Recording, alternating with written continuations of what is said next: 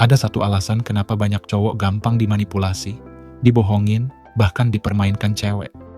Bukan karena ceweknya terlalu pintar, tapi karena cowoknya terlalu gampang panik saat emosi masuk.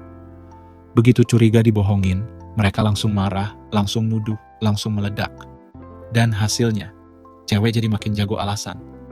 Padahal di dunia psikologi dan interogasi, orang yang paling emosional biasanya justru jadi pihak yang kalah.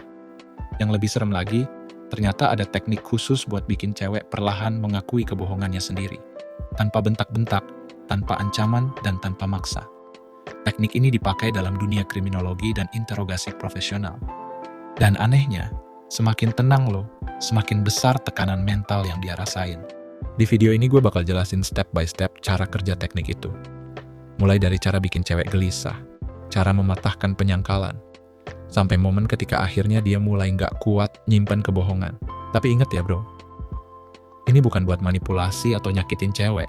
Tujuannya supaya lo nggak gampang dipermainkan sama kebohongan cewek. Sekarang sebelum masuk ke tekniknya, pahami satu hal ini dulu bro.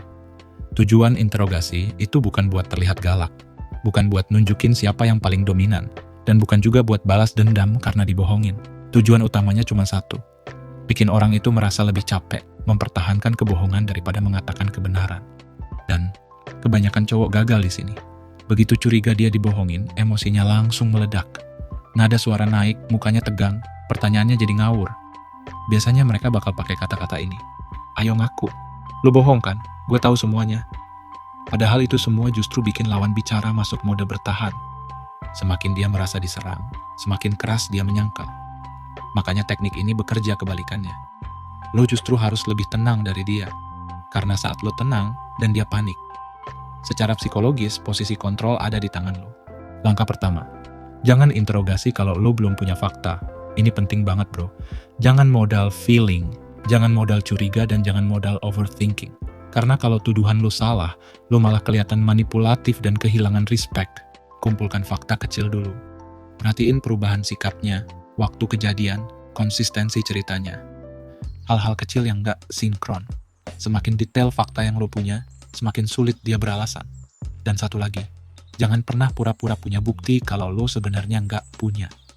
Karena sekali ketahuan bluffing, permainan selesai. Dia bakal sadar kalau lo cuma nebak-nebak. Langkah kedua, ini yang paling susah dilakukan cowok. Jangan terlihat marah. Semakin lo emosi, semakin dia merasa punya alasan buat bertahan. Makanya dalam teknik interogasi profesional, pendekatannya justru sering lembut. Nada suara santai, tatapan stabil dan gak menghakimi. Kenapa? Karena manusia lebih mudah mengaku saat merasa aman. Kalau orang merasa bakal langsung dihancurin setelah jujur, dia akan terus bohong demi melindungi dirinya sendiri. Setelah itu, mulai beberkan fakta pelan-pelan. Jangan semuanya langsung ditembak sekaligus. Kasih sedikit demi sedikit biar tekanan mentalnya naik perlahan. Misalnya, lucu ya, pas barang itu hilang. Lu satu-satunya yang masuk ke ruangan. Atau, gue perhatiin ceritanya berubah dari kemarin. Kalimat kayak gini kelihatannya sederhana. Tapi, bikin otak lawan bicara mulai panik. Karena dia sadar lu ternyata memperhatikan. Nah, di tahap ini, perhatikan bahasa tubuh. Orang yang gelisah biasanya mulai berubah gerakannya. Tangannya nggak tenang, kakinya goyang terus, sering menyentuh wajah, napas berubah lebih cepat. Dan semakin banyak tekanan masuk, semakin sulit tubuh menyembunyikan rasa gugup. Lalu masuk ke teknik berikutnya. Ceritakan ulang versinya. Seolah lo memahami alasannya. Ini penting. Jangan langsung bilang dia jahat. Justru bilang sesuatu kayak, mungkin waktu itu lo lagi capek, atau lo kepepet, atau lo nggak kepikiran bakal sejauh ini. Kenapa ini efektif? Karena manusia lebih mudah mengaku kalau merasa dimengerti.